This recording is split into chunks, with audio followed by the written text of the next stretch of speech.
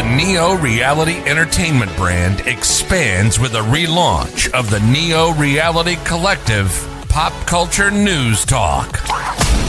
Your host, Eric Brown, gives his insights and thoughts in the ever-expanding news world of comic books, professional wrestling, gaming, TV, and movies. Be sure to donate to the brand and keep up to date with additional content on YouTube channels such as Neo Reality Entertainment, NRE The Wrestleverse, and NRE Pop Culture Omniversa.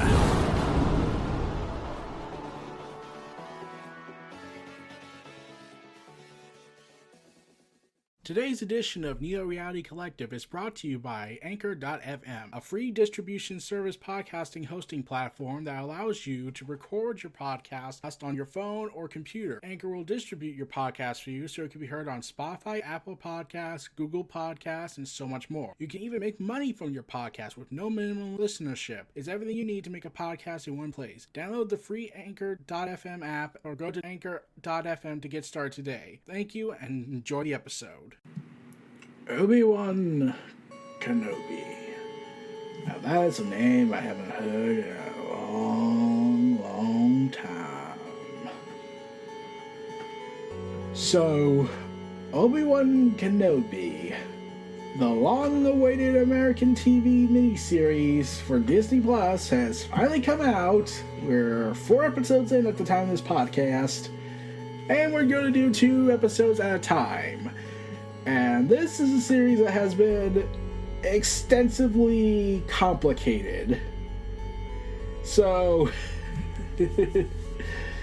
yeah, this was originally set to be a film instead of a miniseries, and hijinks ensued over that when the failure of the solo Star Wars story and the failure of the sequel trilogy happened.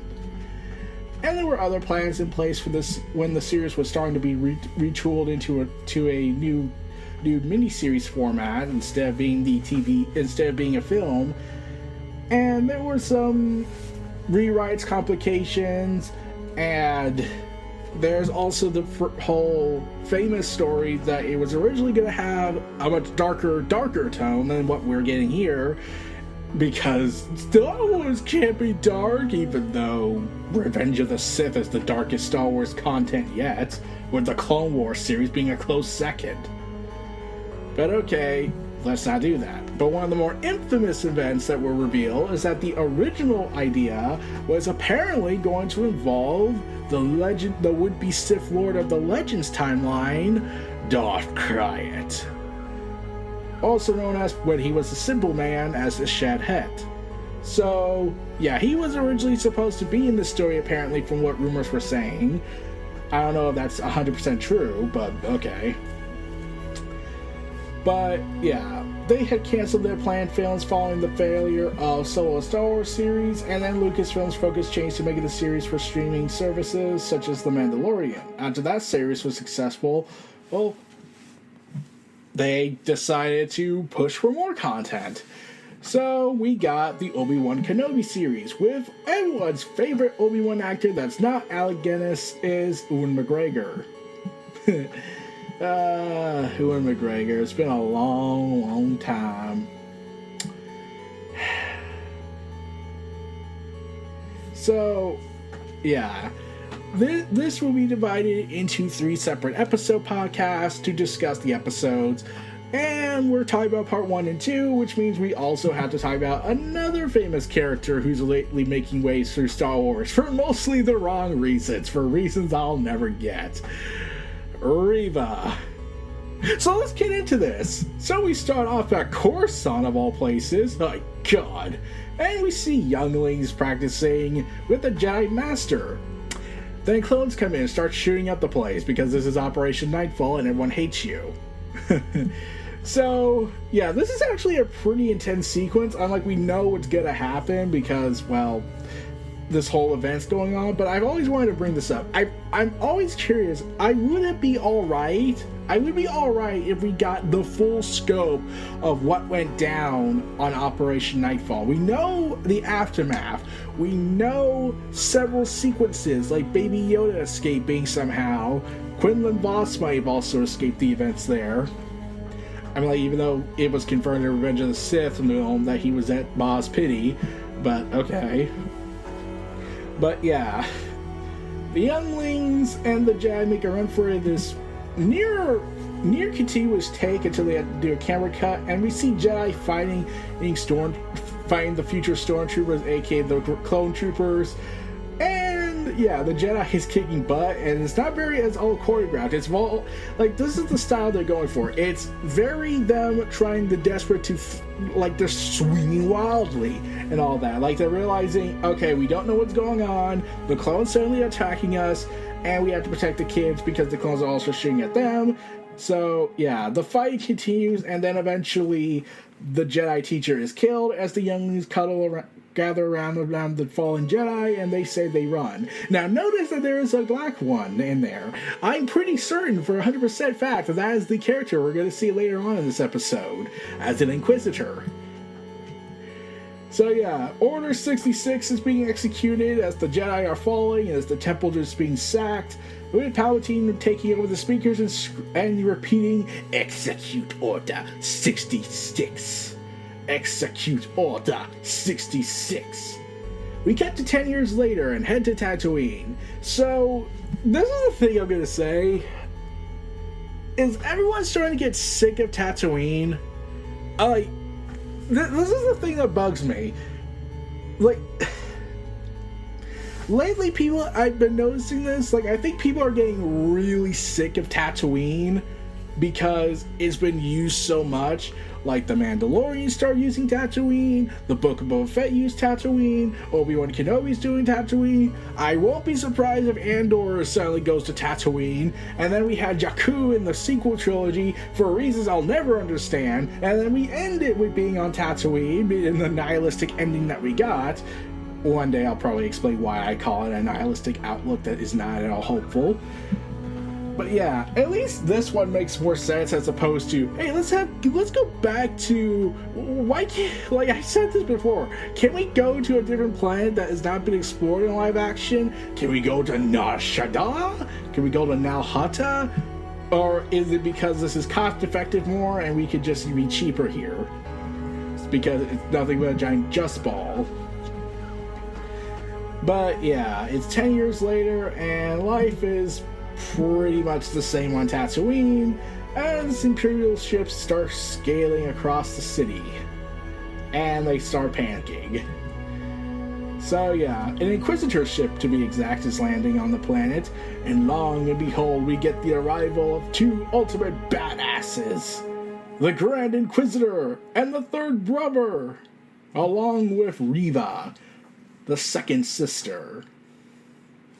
Yeah, when I saw so this is the thing. The Grand Inquisitor's arrival onto the scene really angered people because, I say this delicately, the Grand Inquisitor does not look like what he's supposed to be. Like, his head is more normal shaped. It's not the pronounced style that he was given in the animation. And then people will say, well, he's an anime character. There's probably a big difference. And I was like, okay, fine, but they have a live action version of his species, and they were given pronounced features. Why can't the Grand Inquisitor why can't they get the same makeup team, or look at the films they say they love so much? But okay. But yeah, the third brother shows up. He's been mostly there for effect, and we get the angry, for some reason, infamous character who's constantly angry about everything, Riva. And what they're here for is simply Inquisitor's business. They're hunting Jedi. Be very, very quiet. We're hunting Jedi. So they go to a local bar and what seems to be a hotel of sorts, and they interrogate everybody, and they talk about how the Jedi code is like an itch, and how they call out for the Force and whatnot, and how they can't help themselves to be the altruistic force of good. That ends very badly for everybody involved because, yeah, that gives himself away when Riva tries to kill one of the guards, and now the hunt begins. But the Grand Inquisitor is naturally pissed at Riva for being efficient, saying, "You are reckless." And Riva says, why chase after scraps and saying they should be hunting for bigger prey? And saying and then Grand Inquisitor says he is not yours to find. We are past this, third sister. So, I will not warn you again. You will forget this fixation with Kenobi, or I will relieve you of your duties. Okay, this is the question I have. How does Riva know Kenobi's alive? Like, Anakin knows he's alive, Darth Vader, because he was the last one to see him. But why does Riva think he's alive? Why does everyone in the Grand Inquisitors think he's dead? When Vader had told them all, oh, by the way, we're hunting Kenobi. If you find any details on him, could you please let him know? Please let me know so that I can hunt him down myself, and if you try and engage him, I will strangle you all if you somehow survive this. So, yeah. This is the thing that bugs me about Riva. The actress is good in her role, but I don't get why she's constantly pissed off. I'm like, sort of. She's obsessed with becoming the new Grand Inquisitor, apparently revealed in Episode 3, but I'll get to that when I can. I just don't get why she's somehow knowing things that shouldn't have been known. I'm pretty certain that because she was at Operation Nightfall, she knows Anakin's Darth Vader because she was there. Okay, fine, we could get that. But I don't know how she has this deep hatred for Kenobi. So speaking of Kenobi, he's working at a meat factory or plant. I can respect the humble work. So, yeah. Obi-Wan Kenobi's working at a meat department. Oh, that poor bastard. And if only if he had a boss that was being a complete asshole about it, then we'll get this. Oh, wait, he does have a boss that's a complete asshole. Oh, okay. So, Obi-Wan is tempted to take action, but decides not to because he's trying to hide. Trying to live the life of someone in solitude. Poor bastard. Knowing nothing more than being a Jedi, he goes ahead and takes his typical ride around this desert, which he usually does in order to look after Luke and then go to his cave. Yeah, Obi-Wan lives in a secluded cave. Oh, and it turns out there's a Jawa that's been stealing his stuff, but that's a different subject. So, yeah, Obi-Wan's just sitting around, living out his days, waiting for the day for Uncle Owen, to, let him train Luke. And Obi-Wan is apparently not bathing. And there's a Jawa that he somehow knows. I'm pretty certain that Jawa was viciously slaughtered long ago, long from now. Episode 4. So, yeah, the Jawa's selling a toy and also keeps stealing his stuff, so I'm surprised that one hasn't done anything. And yeah, Obi-Wan is told that there's a Jedi, and yeah, he's kind of being reminded of the past and keeps having PTSD flashbacks and past prequel material. Sadly, they did not feature Clone Wars flashbacks in this retooled to live action because that would have been way more expensive. But yeah, so Obi-Wan is continuing his daily life, traversing through time and through the scorches of the desert, miserable and all that, overlooking the city, overlooking Lars' residence, seeing Owen, Lars, and Luke Skywalker watching over him, as Luke seems to have a thing for adventure. And this spawned a million memes. That was the thing. So later on in the night, there is Obi-Wan meets the Jedi that's on the run, and Obi-Wan tells him to dump the lightsaber into the desert and just live a normal life. But yeah, he cannot fathom that philosophy, Nara, and it does not end well for him, sadly. Meanwhile, as that goes on, Leia's getting dressed. So yeah, we cut to Alderaan. Then Leia turns out to be escaping and is channeling her inner Anakin Skywalker by living the life of wanting to live a life of adventure, and how she knows her ship so well. along with having a dutiful robot companion. The Skywalkers always befriending robots. And heck, Leia's more aware of things because Leia tends to see robots as sentient beings. Oh no, once that eventually happens in Solo: A Star Wars Story, then Leia will be pissed. So yeah, as that continues to go on, Owen, after finding out that Obi-Wan left a toy for Luke, Owen naturally gets pissed and tells him to stay away. Asshole.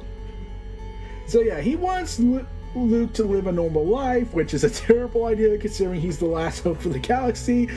And yeah, considering what happens to the Lars soon in a few years' time, yeah, that's gonna be that's gonna end badly. By the way, so this timeline takes place 9 years before the events of A New Hope. Question, what the hell happens between now and then? Between then and now that would lead to Obi-Wan looking like Ewan McGregor to looking like Genis? Like, yeah. So the Inquisitors arrive and are naturally looking for the Jedi that's hiding, and Riva is naturally pissed off and threatening to kill people and cuts off someone's hand, and then sees Lars. And Lars reveals he's not a fan of the Jedi, and says if he ever saw them, he would hunt them, he would shoot them off his property. And we remember how lightsabers work. That's great. So Third Sister is continuously pissing off the Inquisitors, and yeah, he once again says to drop the Kenobi nonsense because, you know, we can't have progress for Kenobi. And Riva even says they've been looking in the wrong place. Actually, they're actually right next to him. Oh god, imagine the weirdness that's gonna happen. So yeah, that all breaks down, and then Leia has this big dinner festival she's at, and she scolds an older person her cousin, sort of. And they know. And how? Okay, this is the thing I'm gonna ask. How does Leia know she's not really an Organa? Yeah, you see, this is the problem here. This is like a story that's for some reason breaking continuity. And when we get to part 2, oh my god, that's gonna break all the continuity in the world. But yeah, Leia owns this upstandish boy, and I'm pretty certain he's drowning in his sorrows now, realizing I just got owned by a 10-year-old. What has become of my life? So, yeah. Bail Organa, played by our famous Bail Organa actor, and Leia have this conversation about how she's not a real Organa, but Bail tries to reassure her she is a real Organa, and how she will be perfect with the job of a senator because she doesn't like politics. Which, okay, I'm gonna ask this question again. How the hell does she not know? How the hell does she know she's not an Organa and that she's adopted? And how come she hasn't asked that who her parents were? Like, we never got a scene like that. But yeah, Leia's on the run again, escaping and trying to be her free spirit. And she's captured by bounty hunters. Yeah, that ended badly. See what happens when you run off, Leia? Your free-spirited will get you killed. So when that happens, Obi-Wan is then contacted by Bail Organa, and Bail Organa and his wife tell him, okay, so our daughter's been kidnapped. We need you to come out of hiding, Obi-Wan, and rescue her. Obi-Wan once again is refusing and says, you can ask someone else. I can't do it anymore. I'm not the Jedi I used to be. And I was like, and then when he brought up, you could ask anyone else, and Bail says it's too risky. Okay, I'm just gonna retort this and stop me at my reasoning, but they could ask Ahsoka. She is part of the Rebel Alliance by this point. Why not ask her? Are they trying to keep it from Ahsoka as well? But Obi-Wan tries to say that Luke is the more important one, but, yeah. They have a reminder that this is Anakin's daughter, so she's just as powerful. But yeah, Obi-Wan is then witnessing with the town that he's at when he gets his animal, realizing the Jedi he was trying to tell him to just hide is dead. So yeah, I'm gonna go ahead and say that was probably a bad idea. So anyways, Bail Organa shows up in the cave all covered up in a hood, and Obi-Wan's naturally like, dude, that's a stupid idea. Why did you come here? And Bail Organa tries to reassure Obi-Wan to help out, and saying there's no one he trusts more with his child than him. Ahsoka, you could ask Ahsoka. Was that just asking too much? But yeah, Leia tries to escape, but one of the bounty hunters goes ahead and says, yeah, you're screwed, and destroys her robot friend. Obi-Wan then travels across the desert and gets his lightsaber. And it's revealed these bounty hunters were hired by Riva to look for Obi-Wan. You're really pushing it here, aren't you? So yeah, Obi-Wan is then motivated to take on the sword once more as he travels off-world to rescue Princess Leia Organa Skywalker. And thus ends part 1. So yeah, part 1, pretty phenomenal start, setting up the stage of everything going on and how we'll eventually get Obi-Wan to get his Alec Guinness form. I'm trying to wonder how he looks like the way he does from 10 years ago to looking like, well, Alec Guinness, but I don't know, Tatooine's son may have done it. We'll be back after these messages and ad break, and then we'll cover part 2 of this. And oh god, there is a lot to be said about part 2. Take care. We're back. Let's finish the story saga off with part 2 of Obi-Wan Kenobi miniseries. Oh boy, this is where everything starts to fall apart. So we travel to another planet, which looks like Nar Shaddaa, but sadly it's not Nar Shaddaa. It's called, a planet called Daiyu. I mean, you could just went with Nar Shaddaa, but, okay, whatever. So they go to Daiyu, and Obi-Wan begins his investigation, and he asks the whereabouts of a ship, but they reveal that they tend to keep things hidden. And there's something else. As everyone travels throughout the city square and sees all these criminals and whatnot, the wretched hive of scum and villainy, he meets something shocking. He sees a clone trooper, revealing that a veteran wants a warm meal. So once again, I am reminded to remind you all that Palpatine is a complete another dumbass in this universe. I will not forgive him for that. Because how do you look at this army of clones and say, I am going to fire you all. You are bred from Mandalorian, but I'm going to fire you all because I just need to be a psychotic dumbass. So you fired the clones, and now look at them. They're poor, they have nowhere to go, they have no benefits. Yeah, they were doomed to fail, and their advanced aging really doesn't help them.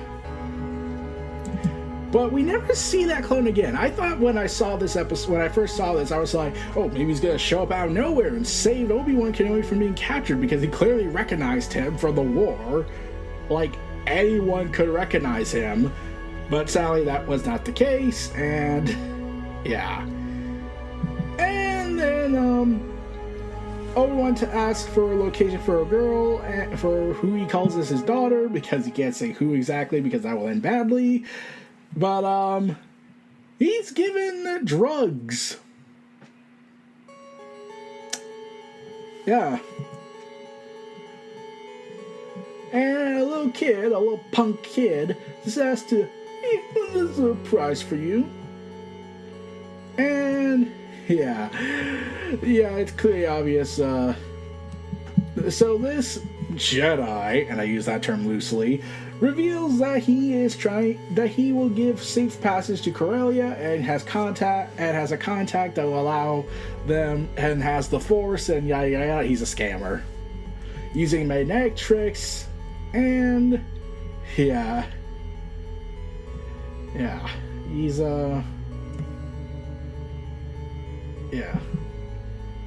Obi-Wan is naturally pissed, and oh dear.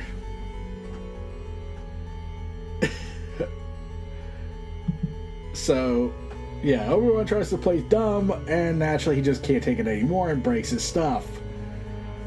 So, yeah, Obi-Wan's given directions, and let's just say this: he does this classic stroking of his beard, which was awesome. Then he works at a chemical factory for a little bit in disguise. Yeah, I was just as shocked as you. And naturally, he goes to rescue the girl after getting into a fight. And naturally, he's actually getting... And then the gangsters realize this is Obi-Wan and realizes, oh my god, I thought you'd be smarter than to risk everything. And here's the thing I'm going to say. I like that Obi-Wan is actually showing his age here, because he doesn't have the same skills he used to have, or especially with the Force. And yet he still kicks their ass. But he still struggles with this. Oh, and then he poisons all of them with the spice the girl gave him. So Riva is actually an angry woman and wants to go ahead and get her answers, and realizes Kenobi escaped and is pissed off. But yeah, Obi-Wan beforehand finds Leia and reveals he's gonna get her out of there. After Leia tries to beat the crap out of him, thinking he was an imposter. So yeah, Riva learns the location that, oh my god, what did you guys do? And I'm going to be pissed. And Leia and Obi-Wan have to put on disguises to cover their tracks, and the Grand Inquisitor is arriving and is naturally pissed at what Riva did, because revealing that Obi-Wan was right the whole time, that Obi-Wan was alive and Riva was right the whole time, you can't find a way to scold or steal. We have an agenda to keep up, Kathleen Kennedy. So yeah, Riva and the Grand Inquisitor are not getting along, and Riva, because she wants to continue burning that bridge, decides, okay, put out a publication that we're going to hunt down Obi-Wan, and the whole city will be after him. And then the fake Jedi guy and the little kid punk goes ahead and says, oh, that's embarrassing. Okay, let's find him first. And actually, you're assumed to think he's going to hunt him down as well, because of the money he has on him, because of the amount of money and the fact that he broke his con. Yeah, that ended badly. Leia, later on, during this hideout, finds out who Obi-Wan is, and then thinks that he's just a criminal or something, and tries to make a run for it, because you have to make the original trilogy characters be complete dumbasses, even if they're kids. Okay, even from the logistical standpoints, there's a problem here.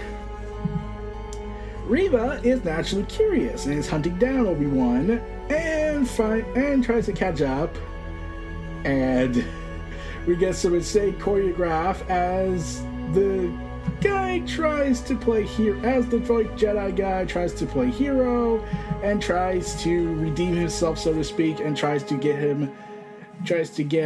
him and the child away, and tells him there's a ship waiting for you.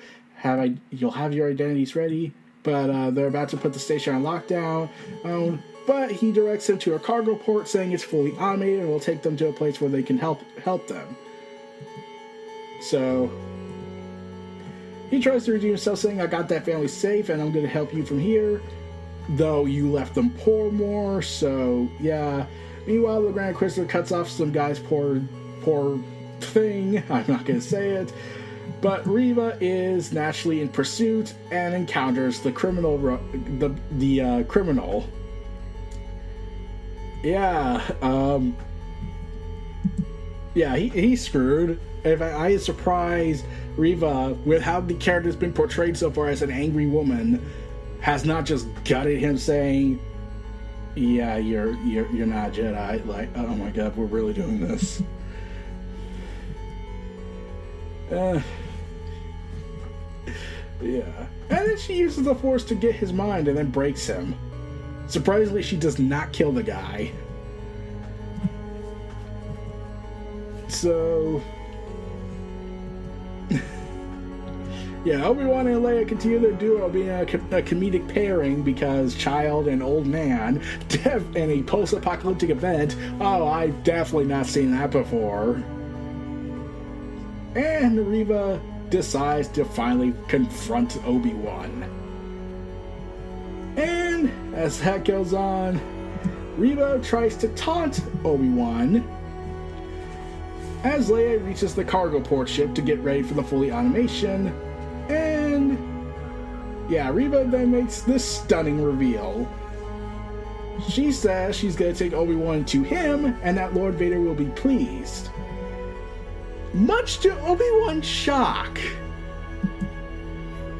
Yeah, Obi-Wan gets shot and then Riva taunts him, saying, "Oh, you didn't know. He's alive. Anakin Skywalker is alive. And he's been looking for you for a long time."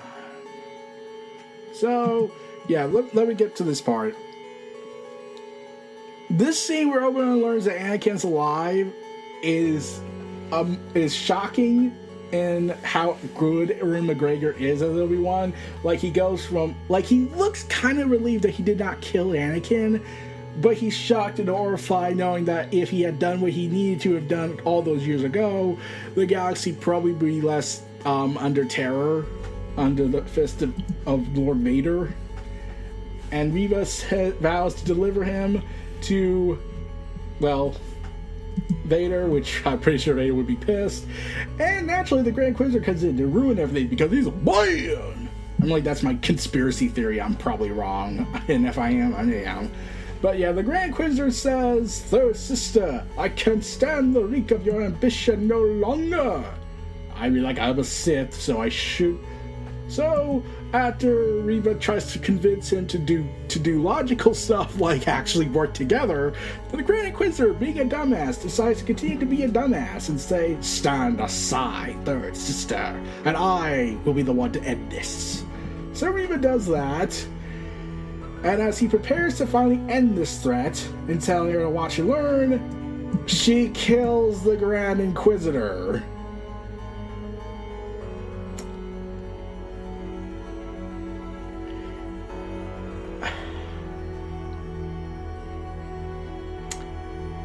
Riva taunts the Grand Inquisitor as he lays dying, saying, "Who's in the gutter now?" I must stress he's in Rebels. And you just killed him in Obi-Wan Kenobi, which takes place several years before that event of Rebels.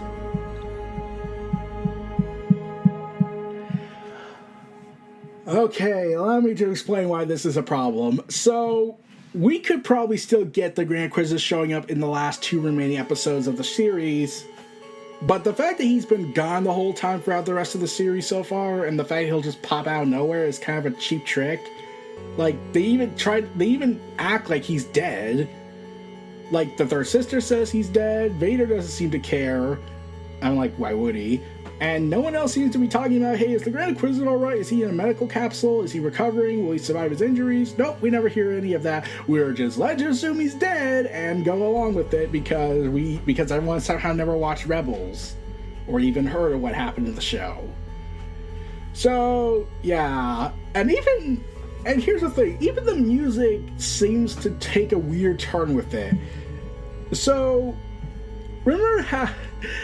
And then I was thinking, oh god, are they actually going to go with it? Please tell me they're actually going to go with something interesting, but then if I have hope, then I'm going to be dashed again, because Star Wars lately does that a lot, so I'm not even going to try. where the music suddenly takes this turn like, wait, was that supposed to happen? Wait, was that supposed to happen? So, yeah.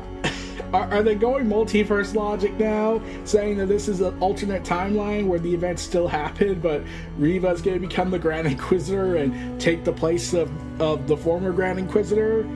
In which case, that kind of retcons all of Star Wars Rebels' his first season, and also retcons part of Season 2, because he does show up again as a spirit. Yeah. This is a continuity snarl that will likely be addressed and reveal the Grand Inquisitor's alive.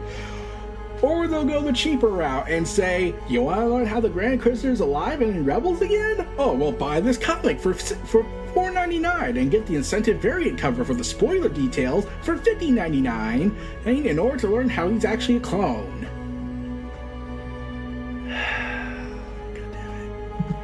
So yeah, that allows Obi-Wan to escape, dumb idea, and we even see the ending of the Grand Inquisitor's dead corpse. So they're clearly emphasizing that he's dead. I remember that, as Riva screams from the heavens saying, we will find you! You can't escape, Obi-Wan! And so basically she's doing that, we'll meet again, Obi-Wan! So she's clearly borrowing from the Green Goblin in terms of insanity, as Obi-Wan comes to the realization Anakin's alive and calls out to his name, and Anakin Skywalker awakens on Mustafar, all pissed off and is out his suit in the Bacta tank. And I gotta be real, he's a lot more muscular than I thought. But yeah, Darth Vader is alive and well. He's ready to be pissed. Yep. Obi-Wan is a dead man. So that was part 1 and part 2 of Obi-Wan Kenobi, and it's pretty good for the pilot episodes that launched together or on the same day, so I'll give a credit for that. Ewan McGregor is great as Obi-Wan, and his acting ability is on par. And I love Deborah Chow's directioning here and the shots done with it. Riva is still mixed on this, and the continuity snarl that we got... Oh dear. The continuity snarl that the Grand Inquisitor is dead. If he's alive, then how did that happen? And... yeah. We'll find out probably in the last 2 episodes. It will be revealed that he's actually alive and is healing, and then Riva gets killed. But there is a problem I have. How does Obi-Wan not know that Anakin was alive the whole time? He thought he was... like, okay, I could probably buy that he didn't know he was alive for, like, maybe a year or 2. But 10 years? Does Obi-Wan not hear anything brought up in the news? Like, I know this is Tatooine, but they have news, right? That, oh, by the way, Obi-Wan is... anyways, Darth Vader is currently rampaging the planet over here, and he's probably on his way here. Yeah. So, yeah. This is a confusing thing. Very confusing. Like, even... yeah, like, even in the epilogue... like, this reminds me of James Luceno's Dark Lord Rise of Darth Vader, which takes place, if I'm correct, about in the immediate aftermath of Revenge of the Sith, and Obi-Wan learns right now that right away, honestly, that Vader is alive, and he talks to Qui-Gon and tells him that Luke will learn his father's identity when the time is right, and that Vader will never return to Tatooine, as it represents a past the Sith Lord wants to forget forever. Establishing why Vader never returns to Tatooine until way later in the comic books when he's forced to as punishment by the Emperor because he knows it will mess with his head. So... yeah. So... yeah. I don't get the route they went with, where Obi-Wan doesn't know for 10 years. Like...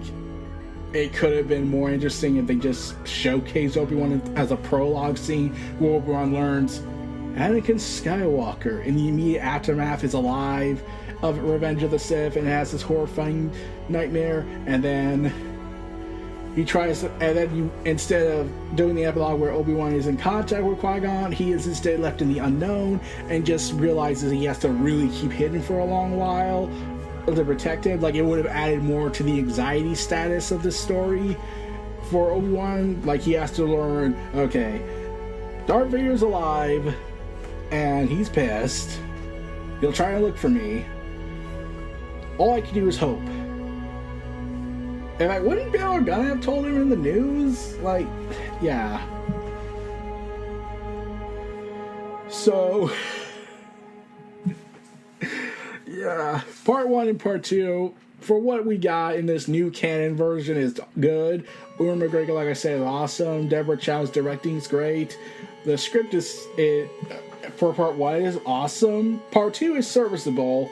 But we'll get Part 3 and Part 4 later for me on my end on the podcast, while I talk more about those 2 episodes. But that's going to be later down the road, and we'll be back again and in the next coming days, probably later Wednesday when Episode 5 launches. But we'll see, depending on how everything goes. So, stay tuned for this last outro. This was Neo Reality Collective. Feel free to check out my other content, enjoy this last ad break and outro, and we'll see you all again next time. Take care.